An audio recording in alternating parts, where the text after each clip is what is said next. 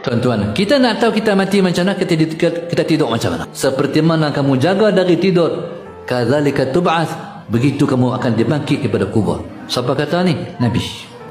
Ada orang yang balik-balik rumah, letih, tak kepala, hilang. Tak ingat kat Tuhan pun. Esok mati pun, dia takkan ingat pada Tuhan. Tapi kalau nak tidur, baca ayat tu, baca ayat ni, last, mengucap Asyhadu an la ilaha illallah wa asyhadu anna Muhammadar Rasulullah. La ilaha illallah Muhammadur Rasulullah. Esok nak mati, macam itulah dia.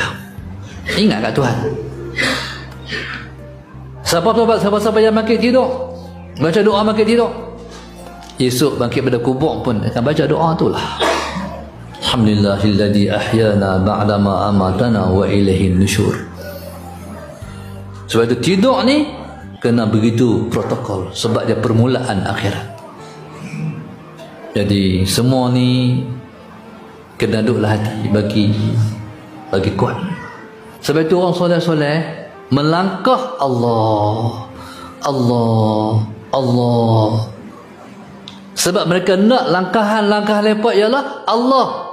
Kalau langkah lepak Allah, mati, itu lepas nak.